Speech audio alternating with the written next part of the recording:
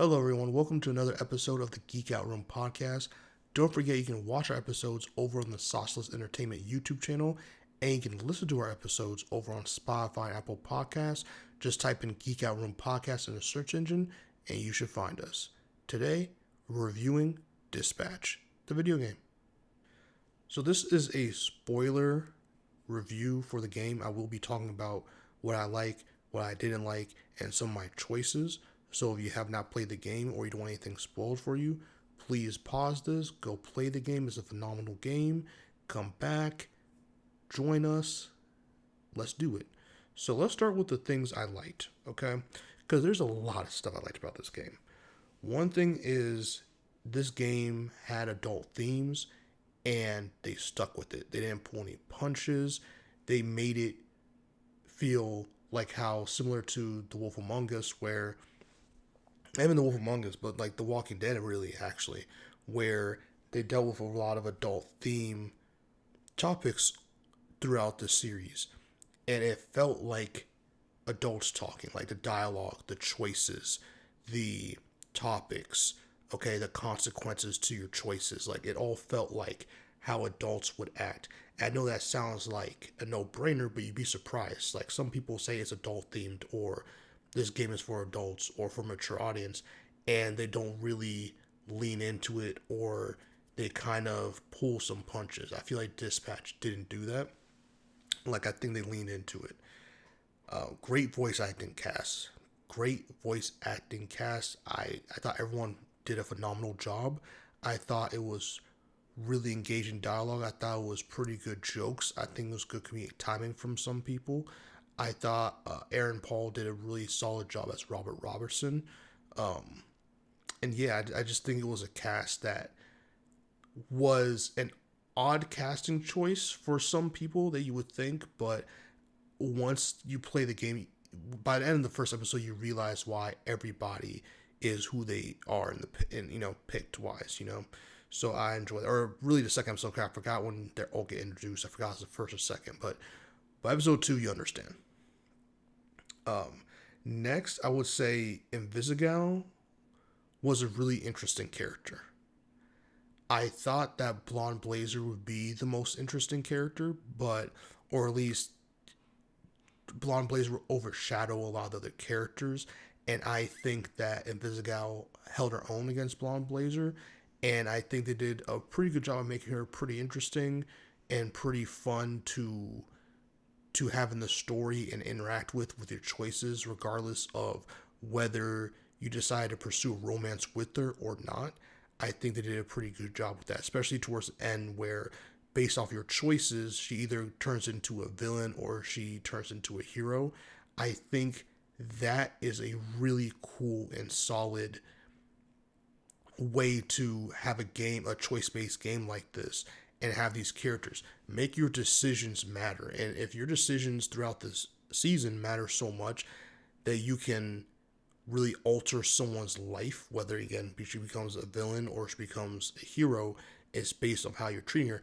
And from what I seen, because obviously I've only did one run through and picked the choice I picked, but you don't have to pursue necessarily a relationship with Invisigal for her to turn to a hero, if I'm not mistaken. Like I think you can still pursue Blonde Blazer and still treat Invisigal correctly and have her become a hero. So that's also cool that you're not forced to have a relationship with her for her to become a hero or a villain. You know what I mean? Like you can still be romantic with her and she can still end up a villain. You can still be romantic with Blonde Blazer.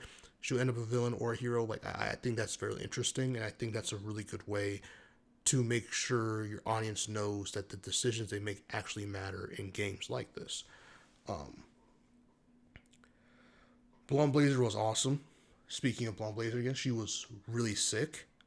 She was super awesome, and I thought the voice acting was good. I thought all her moments were badass and powerful, and yet, and also like for example, like the moment where she, even from day one, where she comes in, swoops in, and saves you, relocates your arm, or going to the part where she's there for you when you're down sometimes, especially what happened with Chase, and she's there for you, or moments in the last episode or second to last episode where, second to last episode where she swoops into the dive bar to save you. Like there's moments like that, or the final fight where she's just flying all around trying to help you, and you're 2v1ing either Sonar or Coop, depending on who you pick. There's so many really dope moments with Blonde Blazer. Like, Blonde Blazer actually is MVP of this series, to be honest with you. Like, really, really good. So that's why I'm really surprised that Vizsla, in my opinion, stood her ground enough to Blonde Blazer's character, but Blonde Blazer was the MVP of this series. Probably the best character. Chase was amazing. Chase was hilarious. He was funny. He adds so much heart and levity to the series. I mean, it's not like it was a super depressing drama like Zack Snyder type stuff, but Chase added really good comedic relief. He was the funniest by far. I can't imagine Dispatch without Chase in this series. So shout out to that. That's a really great character. Robert was a normal dude in crazy circumstances. He didn't have superpowers.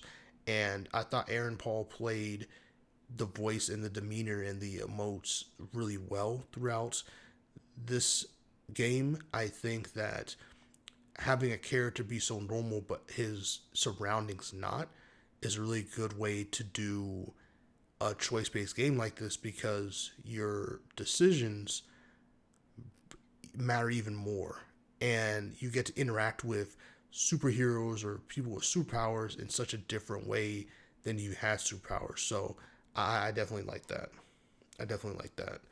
Great romantic moments. Obviously, episode 4 with Vizsla, or is it episode 4? I think it's episode 4 with the Vizsla having her wet dream, and then kind of just basically thirsting after Robert for the entire episode. Like, that was funny. That was hot. That was cool. Great way to start episode. I mean, especially for people who didn't really know what they were getting into with the game itself. Like, I went into the game blind. I just remember seeing it at the Game Awards, and then that's it. Didn't hear anything about it. Forgot it was even out. One of my friends told me about it, and that's why I decided to buy it and play it for the channel.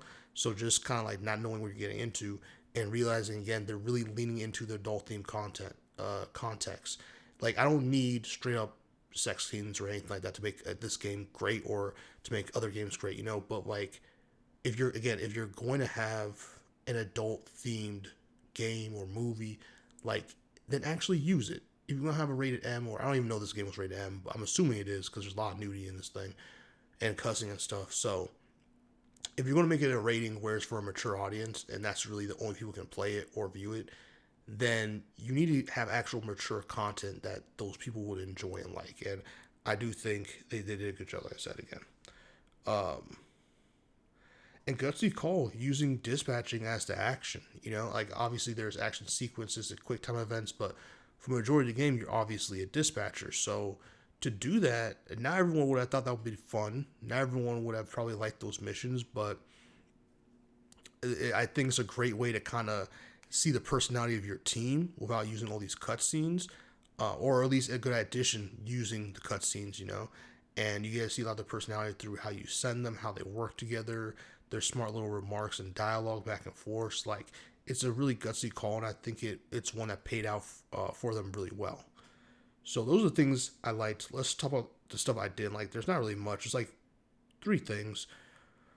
One is, I wish there was more intimate scenes with Blonde Blazer and a Vizsla, because I feel like, and I'm not talking about like having sex or nothing like that, but which, hell, I mean, I guess you could include that in there, but really what I mean is, like, I feel like for Blonde Blazer, if I'm not mistaken, like, the only intimate moments I feel like were so like sparse. Like, it just didn't feel like there was a lot more context. And yeah, there's the wet dream didn't help the case, but like, I felt like there was a lot more moments with Vizsla that felt more intimate, that felt more, I'm having a crush on her and she's crushing on me, and that kind of situation, compared to Blonde Blazer, where, yeah, there was a dress scene, the nip slip scene. There was obviously on top of the sign when she tried to recruit Robert, and obviously like when Chase was in the hospital and she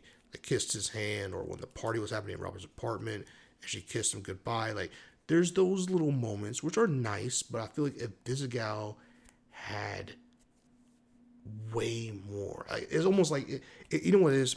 For me, it felt like you were meant to pick a Vizagal instead of having true two options. To me, again, that's just how when I played it, how I viewed it. I only played one run through, so on other run throughs, maybe it'll be different. Who knows? But yeah, I wish there was a little more. Even with this guy, I wish there was more intimate scenes, which is going to get me to my second point. That kind of ties into this as well. Is that I wish there was an episode dedicated just to them going on a date with whoever you chose. To be honest with you, yeah, you at the end of the episode, was it three, four, I think. Whereas like, your choice either go on a date with Blonde Blazer or you go on a date with Invisigal. You know what I mean? So there's that, right? Which is cool, but like I need a whole episode, or at least I would have liked a whole episode dedicated to just like you're going on a date with whoever you chose, like a second date, I guess, whoever you chose, and the episode could have been, you getting to know this character, you know what I mean? Because yeah, there's scenes where you get to know Blonde Blazer a little bit, get to know Invisigal a little bit, but I think an episode dedicated to just Robert's character getting to know one of these girls in a way where he is romantically interested in them would have been interesting. And it could be an episode where it's like the date didn't go as planned, like they kept on having to save the day, or Blonde Blazer had to save the day, or this guy had to save the day. He had to like dispatch in real life instead of behind a screen or something. That would have been interesting. It would have been an interesting dynamic to have a date while still incorporating his dispatch job. It would have been interesting. So there's definitely different ways to go about it and different ways to do things. So I don't know why. I mean, I don't know. It just would have been interesting to see that. So that's why I hope that we get that if there's a season 2. I hope we do get moments where we can enjoy the way they did it. I think it's not that bad, but I think they could have a dedicated episode to that. So I think the last thing really is just to get to know like other characters more. I think again, there's only so many episodes. There's only so much you can fit into all these things. I get it. I'm not tripping, but I just feel in an episode where they're all at the bar and they have a bar fight together, like that's a really great episode. It's probably one of my favorites, and I'm not mad at it. But it would have been nice. Like if there's, I feel like this could have been 10 episodes. I think it was only 8. This thing could have been 10, 12 episodes. I think it could have been 10, 12 episodes, and you could have fit in the episode about Blonde Blazer or the date episode, or not, or you could have done that, and you could have done an episode where Robert did a team bonding exercise maybe with his team, and they went to go, I don't know, they want to go do some menial task, and it just went really wrong, and that was the moment that also helped build chemistry moments. But I guess that would have been redundant a little bit towards the bar fight episode, because it still had the team bonding effect, right? So like it still ended the same way. So maybe that wouldn't have been an ideal episode, but like still, just something where you can slowly get to know the team a little bit more outside just the dispatch. I think that would have been nice. Not saying you have to form love relationships with every single woman on the team, but like just stuff where like you just do activities with different members, or like maybe the members ask you to do, or your team asks you like do, like they each kind of hit you up and they ask you to go hang out with them or do something with them, and then you have to choose who you hang out with and who you don't. Like you have enough time for 3 members but not all the rest, or 2 members not the rest, like something like that. And that would have been interesting. That would have been a really interesting way to get to know some of the members on the team, and like, just stuff like that. Interesting stuff like that. But that's like more of a wish list than stuff I didn't like. I mean, the one thing I not that I really didn't like, but one thing that I felt like was lacking in this game was definitely, I think we really needed an episode that was a date episode. I think we just needed a date episode where Robert was getting to know Blonde Blazer or Invisigal, depending on which one you went out with. And yeah, I just think that would have been a necessary episode, because I feel like there was just a lack of intimacy with Blonde Blazer. I don't know, Blonde Blazer, it was just kind of weird, some of the interactions with Blonde Blazer a little bit. even if you decide to fully pursue her romantically, I feel like, for example, the dance scene where, if at least for me, 'cause I chose to dance with Visigal, and Visigal was my love interest, and so I danced with Visigal, and yeah, Visigal and Chase had this thing, so I understand why he was looking at her crazy.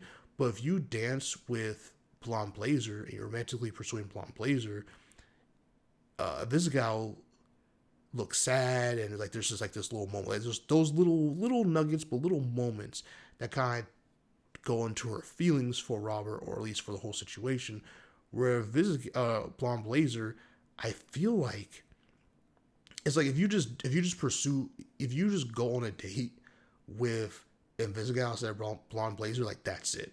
At least that's how I'm seeing it. Like, at least from my playthrough, I feel like once I went to the movies with Invisigal, I had no chance to get to know Blonde Blazer at all. And even if it wasn't in a romantic sense, like I couldn't even really get to know her as a friend or coworker. Really, like it's like all paths were kind of shut off. You know what I mean?